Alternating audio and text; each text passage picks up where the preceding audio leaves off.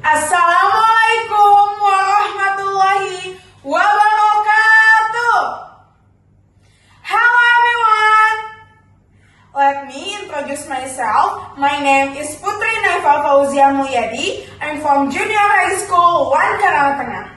In this occasion, I want to tell you about the traditional story from West Java, with the title is The Legend of Situ Bagendit. In delivering this story, I achieved to win first place in storytelling competition at the district level. And I also achieved to win first place at West Java and DKI Jakarta level. Now, let me start. The Legend of Situ Bagendit. Long ago, in a village in West Java, there lived a wealthy woman named Nyai Bagendit. She lived alone, inheriting all her wealth from her late husband. With her vast reach, Nyai Bagendit was constantly fearful of losing everything. This fear turned her into a greedy woman who would not share her wealth, not even with the people in her village. Nyai Bagendit's behavior was harsh and unkind. She would only help the villagers if they promised to pay back with high interest rates. If they ever miss a payment, her enforcers will treat them cruelly and seize whatever little wealth they had left. The villagers grew resentful of her greed and arrogance, especially as she often flaunted her wealth, showing off her money and jewels. One day, Nyai Bagendit was relaxing in her garden, counting her gold and silver, as she sat a veiled old man leaning on a walking stick. Approaching her, he was a wanderer seeking a simple favor.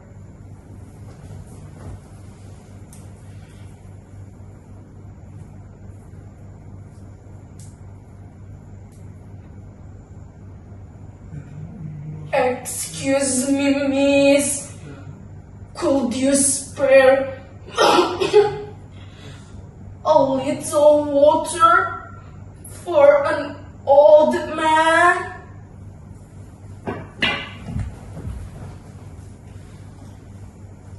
Water? Fire? Get away from my property, you bigger! I don't have time for fools like you! The old man slowly turned to leave and spoke firmly.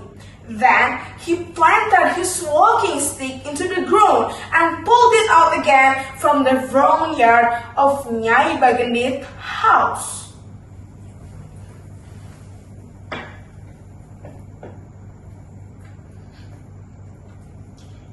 You may not listen now, but remember, the day will come when you need help, and the earth will remember how you treated others.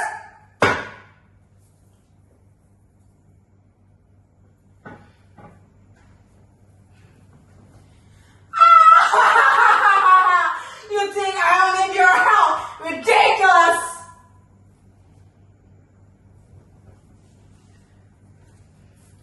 As soon as he did, something miraculous happened. The ground began to tremble, and the water started to gush out of the spot where the stick had been.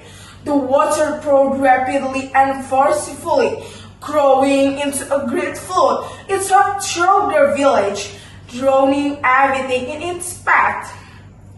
The villagers screamed in panic, running for their lives. But Nyai Bagendit, oblivious to the danger, stayed inside, clutching her chest full of rage. It wasn't until the flood waters began rising into her home that she realized the danger. No, this can't be happening! my money, my jewels, I must sell them! She tried desperately to salvage her wealth, but the blood water rose too quickly. In a final act of desperation, she ran outside carrying a box full of her wealth, shouting for help. Help someone! Please help me! I have money! I can't pay anyone to save me!